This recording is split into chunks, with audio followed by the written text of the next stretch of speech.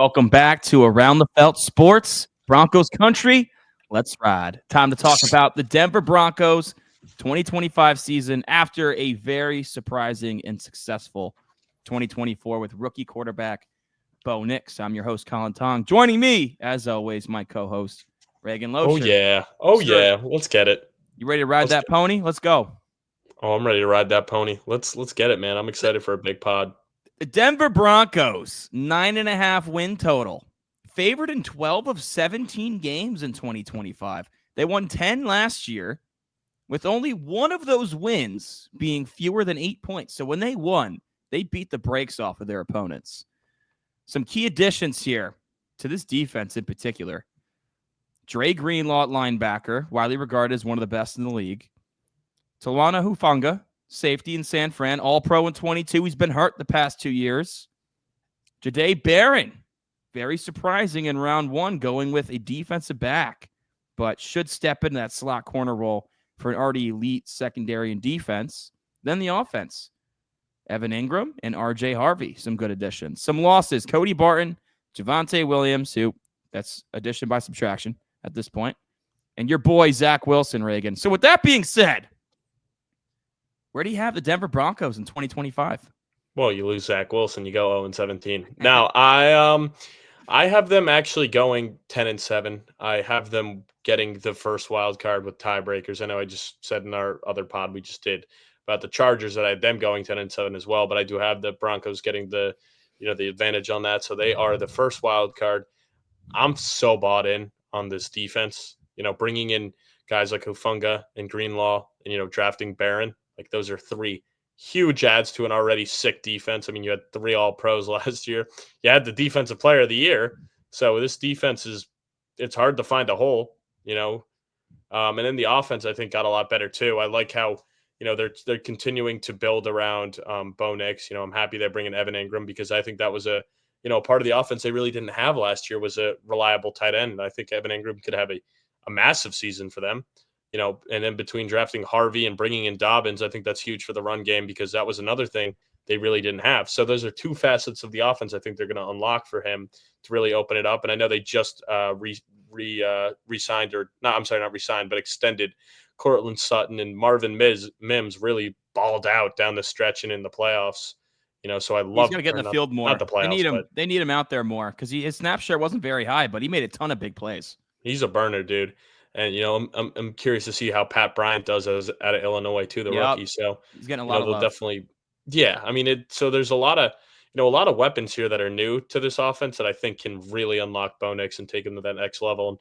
And I know it's just everyone says like, Sean Payton, Drew Brees, but it's like, it's a similar build, and Sean Payton got his guy, so I think he's just going to continue to improve. And I was talking about it on that pod, like earlier on, the 15 NFL bets you must take that we did. Go check that one out. It's actually a great pod. But, he was minus 110 to throw for over 3,500 yards. And I think he smashes that. If he plays all 17, like I think he could be close to 4,500 yards. Not like, I don't think he will do 45, but I think he'll be closer to 45 than he will 35. So, he's a guy I'm definitely looking at in fantasy football as well. I'm buying all the Bo Nix stock in year 2. And I was a lot higher on RJ Harvey before they brought in J.K. Dobbins, but at the end of the day, you spend a second-round pick on RJ Harvey, and a lot of people thought you reached on him. So he's going to have a big role. You don't take the 10th or 11th ranked running back in the second round to not give him a big role. Yeah, I'm actually right in lockstep with you here, man. I have 10-7 for Denver as well. Also making the playoffs. Was really tempted to have him win this division, honestly, but I ended up going with the Chargers over KC and Denver. You highlighted Bo Nix, 29 touchdowns and 12 picks, also added 430 yards and 4 touchdowns on the ground. I mean, he was damn good as a rookie, particularly over the second half of the season. Sean Payton just worked wonders with him. And going into last year, you were like, okay, rookie quarterback, not a ton around him. I mean, of course, when Courtland Sutton has a career best season, career high 135 targets, 81 catches, 1,081 yards. Along with 8, always been a touchdown guy, given his size. He's 6'4", had 8 touchdowns. He had 5+ catches in 9 of the final 10 games. So that's really when him and Bo Nix started to click. And you saw this offense get to a different level. They also have a dominant offensive line. They were number 1 in ESPN's pass block and run block win rates. And you're like, wait, they didn't really have that good of a rushing offense last year. And I'm like, well, yeah, because Javonte Williams was terrible. Mentioned it during terrible. Mentioned it. Julian McLaughlin was actually all right. But I mentioned it during the Dallas pod. If you haven't seen that, check that one out. But Javonte Williams was towards the bottom of the league in explosive run rate, breaking tackles, yards after contact. Like, he was really, really bad. And he has been since the knee. So it's addition by subtraction with him not being here. I mean, their offensive line, Garrett Bowles at left tackle, staple for him. 3rd best pressure rate allowed. Quinn Mearner's the guard that they took, small school kid, dominant, all-pro. Mike McGlinchey at right, still doing his thing. Great offensive line for Bo Nix to work with here. The running backs, hey, it's going to be better. And I'm high on RJ Harvey. He was a stud at UCF. He had 1844 total yards and 25 touchdowns last year. Like, everyone knew he was getting the ball. It did not matter. 1,000 yards in 3 straight seasons. He's really explosive. But J.K. Dobbins will have a role. We mentioned it in our Chargers pod, Reagan. Dobbins was very good for them last year. 6th in the league in explosive run rate. Also graded out as the 5th best pass blocking running back. RJ Harvey is one of the worst pass blocking backs in this draft class. That tells me if he can't earn Payton's trust on 3rd downs, that Dobbins is going to have a role here, and he's going to be involved. So, RJ Harvey shot up fantasy draft boards when Denver took him in the 2nd, given the draft capital and the landing spot. But I agree with you. Dobbins joining this rotation just took some touches away from him, because I don't think Estime or McLaughlin are real threats to Harvey. No, I mean, I think McLaughlin will be used more. He's 5'8", 187. I mean, he definitely has some juice, so he'll get on the field. Estime, I'm out on. I don't think you have to worry about him at all. He didn't show anything in his chances. McLaughlin will still probably be a 100-touch guy between receiving and, carries, but I think it'll be sporadic, 7-8 touches here, 7-8 touches here as a receiver and a running back, low snap percentage. But, it's going to be the Dobbins and Harvey show. It's just a matter of which one, I think. And right now, I think both guys are, I view both guys as flexes. I like Harvey more, and I still like him a lot for Dynasty, because at the end of the day, Dobbins is on a 1-year deal, so that shouldn't deter you, with the long-term play. And I know Harvey's an older back, but who cares? If he doesn't get a ton of carries this year, all right, so he didn't get any wear and tear in his rookie year on it. So, he basically redshirted in a sense, but he's going to get the workload. They're both going to be probably pushing 150 touches each. And if either guy misses, you're looking at a clear-cut top 12 running back, in my opinion, on any week. Yeah, with Bo Nix. I think it's going to be a high-hour offense. Yeah, and Sean Payton's backs have always been very relevant in fantasy, always, except when he has garbage backs like Javonte Williams. So it's good they moved off of him. But I agree with you. Now, going to the defense. Is this the best defense in football, in your opinion? Because I think it is in mine. Yeah, it's obviously you want to see it first, but, with the new additions, like what they have left in the tank. But on paper, yeah, I think there's a very good case. You could say they're the best defense in football. Surtain, DPOY, bringing in Greenlaw, Hufanga. You'd imagine Jade Baron's going to be a stud. He's going to get tested a lot. He's going to get tested a lot early. Yeah, so for if he sure. can live up to his hype, then it's going to be hard to throw on this defense with that secondary. And, obviously the defensive line is sick, like I highlighted with the two all-pros. So between Zach Allen and Nick Bonitto. Yeah. Thank you. Well, that's the thing about even John Franklin Myers too, and he was good. Jonathan Cooper, and Singleton's a beast too, like a big tackle guy. So not a lot of holes. It's hard to point to some weak links. Yeah, that's the thing is, but even before last year, you looked at this D line and it doesn't have the flashy names, but they led the league in sacks with 63. They went from the 30th ranked pass defense in 23 to number 1 last year. They went from the 32nd run defense to 2nd last year. Insane year-over-year turn for this defense. They had Nick Bonitto and Zach Allen, 2 of 12 pass rushers in the league out of 138 that qualified to have a pressure rate above 15%. Bonitto, 13.5 sacks, all-pro. Allen, all-pro. Jonathan Cooper, who the fuck?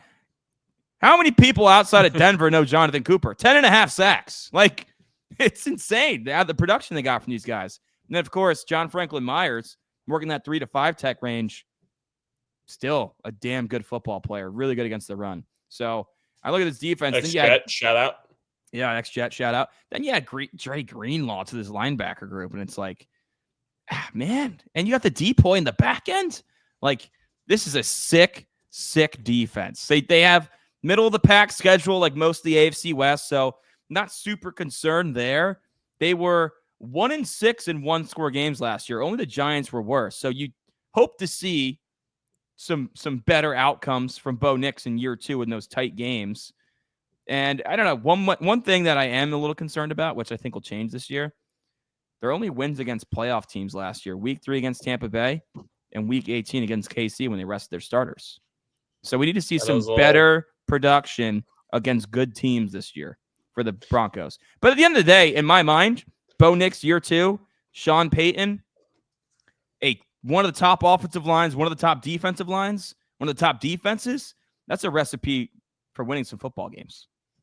No, it is. And, that'll be a good way, too, to help him grow and stuff. Because when he's struggling, it's like, hey, we still have an elite defense. And, they're holding this other offense down. So while Bo Nix maybe isn't having the best game and going through some of those sophomore slumps and, sophomore growing pains, having a good defense is nice to fall back on. And, obviously, like I said earlier, investing in the run game is huge, too, because that'll take some weight off his shoulders as well.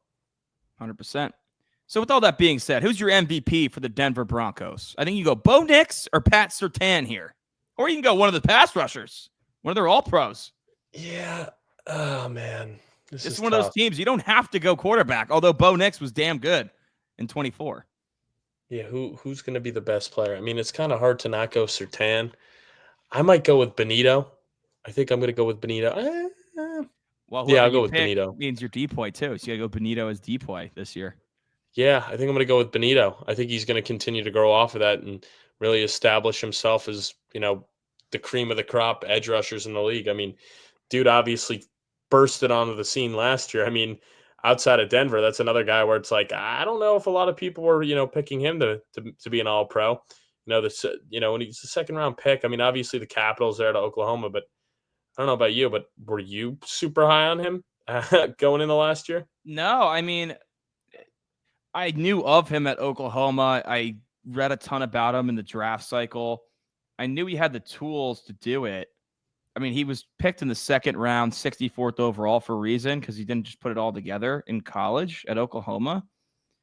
But, I mean, the traits were there. I mean, he's, I don't know, dude, 13.5 sacks is a legit number. Well, in the year prior, he had 8, so he had another big jump, to go from 8, where you're at that point where you're like, can he take that next step? He did take that next step. Yeah. Now it's like, he was obviously given the treatment and respect of a guy, but when you have all that other talent around him, it's like, hell, why can't this guy go push for 15, 16 sacks? Why can't this guy go fuck around and win a Defensive Player of the Year award? I mean, I don't think it's like his teammate did it. Yeah. No, I know, but I mean, like, look, going into next year, it's like, yeah, like why not? I'm actually curious. I'm gonna look up his odds, but he's on that Max Crosby arc where he comes out of nowhere and he's just dominant. Yeah, I mean, 13.5 sacks is legit. So I think he is going to be the face of that defensive line, and I think he's a guy that could be really pushing for 16, 17 sacks. I mean, even to win the DPOY, yeah, I mean, he's still really not getting respect either. When you have that's 60-1, and that could be the fact that they have so many other guys there. I mean, Surtain's 40-1. I mean, he's still number 2 on the team, like in terms of odds. Yeah, and when you have that secondary behind you and that sticky coverage, I mean, the quarterback hold the ball for another split second. Bonitto is breathing down their neck, along with Allen and this whole cast of pass rushers. I went Pat Surtain, the chalky route. Who's your X factor? Yeah, I'm gonna go with Evan Engram. I really like it. Obviously we've seen him, show a lot of flashes with the Giants, have some good years there. And then with Jacksonville early on, in his tenure there, he was a very good pass catcher for Trevor Lawrence. So 1,000 yards. I think he could really open up a whole nother element of this offense that we didn't see last year. They didn't have a, go-to tight end for him. And, this guy's athletic tools are off the chart. So, I'm targeting him in fantasy and in best ball drafts as well. I'm excited. I mean, Sutton's obviously the number one, but we talked about Mims and some of these other guys, but I don't think any of them are like true number twos. But there's a world where Evan Ingram could even become the number one target on this offense. Like, while Sutton will have the bigger plays, like come the end of the year, Evan Ingram could be well into 100 targets and be flirting around with 80, 90 catches. There's not a whole lot of competition, and Yeah, he's a guy we've seen have some. We've already seen it. Like, let me look it up what he did with Jacksonville, but I think he was damn near close to 100 catches that one year. He went over for 1,000 with Jacksonville. he was, because his depth of target wasn't like super high, but he did have a shit ton of catches and did get up there. And Sean Payton loves utilizing the tight end in his offense. Clearly, that was something missing from their offense last year. And Ingram was the guy that they picked. I don't know if he fits that Joker mold that Payton always talks about. 114 catches. That's insane. 963 yards, 143 targets. He's been over 100 targets 3 times in his career, twice with the Giants. So, he's never actually hitting that 1,000-yard mark. I thought he did, which is insane. Damn. He had 114 catches for 963 yards, but when you're averaging 8.4 yards a catch, that'll do it. I mean, he's never been a big touchdown guy, but purely off of, if he's going for 80, 90 catches this year, which I think is possible, that's still great for fantasy football. There's not a lot of good tight ends. So that's awesome. I think he'll add another element. So, hey, maybe that's a sneaky pick to go over 1,000 yards for the first time.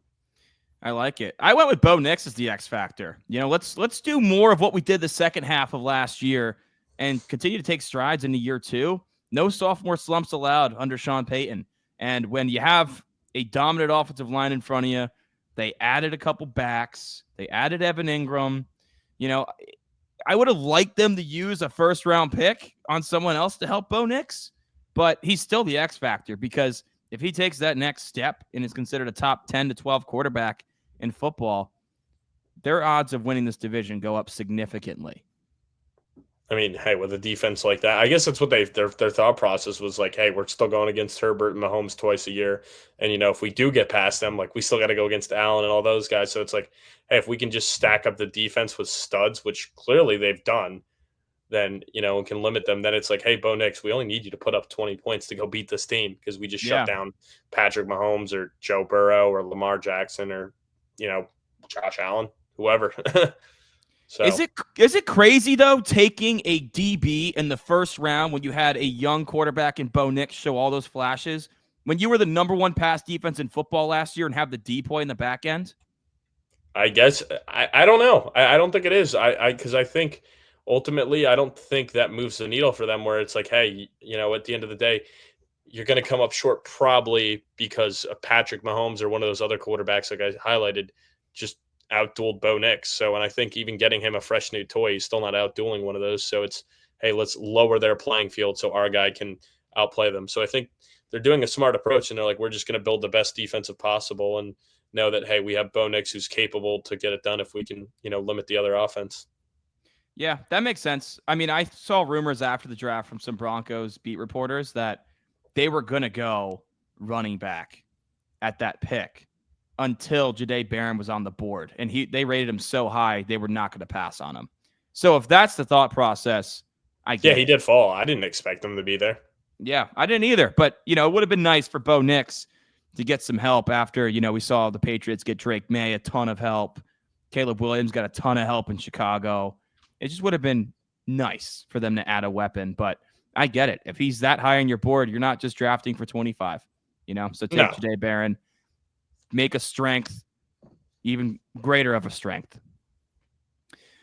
Who is your rookie of the year for the Broncos? I'm going RJ Harvey.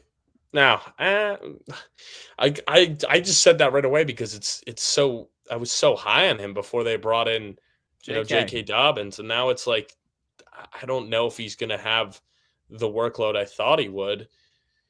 It's either him or Jade Baron. I'll still go with RJ Harvey. Gotta back my guy. I've been hyping him up a lot. So I think ultimately you don't take a guy early in the second or not, I guess more late in the second, but you don't take him when he's rated, or I mean he was rated as like 4th, 5th round pick, but you took him in the 2nd round. So clearly, Sean Payton's like, I don't want to wait around. I have a big vision for this guy. So I'm going to buy into that and think, hey, he's going to win the job. He's going to be the lead guy, even if J.K. Dobbins is there. And, because of his pass blocking ability and on the 3rd down, I'm fine with that. So give me RJ Harvey, 10 touchdowns this year. That's a good point you brought up, too, with Payton not wanting to wait. Payton's known for being a guy that takes who he wants. It doesn't give a shit about consensus draft boards. He always has a vision for that guy in his team, and he has a vision for RJ Harvey in his offense. And let's be honest, he's got a pretty good track record of taking offensive players in draft. So, I mean, yeah, the guy had fucking 25 touchdowns last year and 18 the year prior. So, when he had almost 2,000 total yards last year at UCF, and UCF's no slouch, but I mean, they obviously weren't a very good football team, but they, what conference are they in? Did they move? I don't even, it's so hard to keep up with. The UCF, aren't they not in the American still? I thought they were. I don't even know. I mean, this is not a college football podcast, but let me see their schedule. But still, I mean, at the end of the day, he's a guy that put up big numbers at UCF, and I know a lot of the kids. I know they are in the Big 12 now. They're in the Big 12 now, huh? Yeah, they were in the Big 12 last year. I was going to say, yeah. Putting up 25 touchdowns in the Big 12 is impressive in its own right. And I know people will say like, oh, that's the no defense conference, but you're playing TCU, Colorado. They played Florida, Cincinnati, Iowa State, BYU, Arizona State, a lot of legit teams. So RJ Harvey had a big season there. So let's see what the kid can do. Yeah, I mean, I also went RJ Harvey. He's just really explosive, and like I said, Sean Payton picks a guy for a reason. The fact he took him the 2nd round makes me bullish. I do want to shout out Jade Baron, though. Like, the guy played over 500 snaps on the inside and outside in the defensive secondary for Texas. So whether he's starting opposite Surtain or getting work in the slot, he's going to be on the field. It's just so hard to predict rookie corner success in this league. It's like a 50-50 shot. Maybe even not even that they're going to end up being legit, like a Quinyon Mitchell and Cooper DeJean were for Philly last year. So, I mean, it even took Stingley a couple years to become elite with his pedigree, right? So it's hard for DBs to make that translation. So that's why I went Harvey. Also want to shout out Pat Bryant, the receiver they took out of Illinois in the 4th round. Yeah, not an elite athlete. Sneaky. The guy just gets open and catches the ball. Like, that's just what he does. He wins contested catches, and he's getting a ton of love from Broncos camp.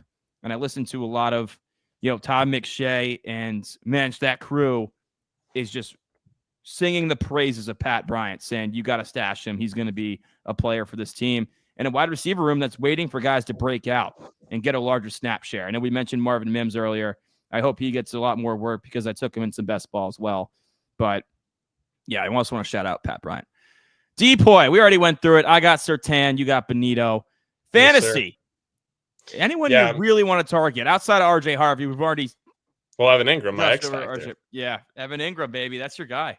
Maybe now after hearing that, maybe Pat Bryant's a guy to take at the end of underdog drafts.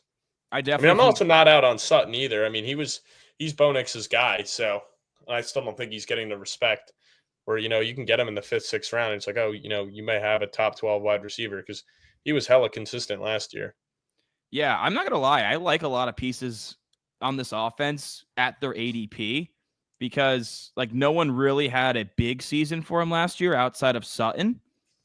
But there's a lot of opportunity here. And if you have Bo Nix making strides like we anticipate in building off that rookie year, the offense is only going to get better in year 2 in the league, year 2 under Sean Payton, adding Ingram. Pat Bryant shouted him out. I already said I'd have some dart throws on Marvin Mims. I traded for Sutton in a Dynasty league. I got a lot of capital in this Denver offense. You like some Broncos country. I also have Bo Nix in a Dynasty league that I paired with Sutton because I was like, all right, if that's what we're going to do in year 1, let's top it in year 2. You like some Broncos country. Broncos country, man. I do like Broncos country. Although, I hope Russell Wilson doesn't look like Broncos country Russell Wilson this year for my Giants, but it is what it is. Hey, we both got the Broncos at 10-7, making the playoffs. What do you see happening for the Broncos? Is Bo Nix poised for a second-year breakout? Will this defense live up to what it should be on paper and be a top 3 unit in football? do they have a shot to unseat the Chiefs for the AFC Championship? Let us know in the comments. Check out the rest of our series. We appreciate you tuning in as always. Yeah.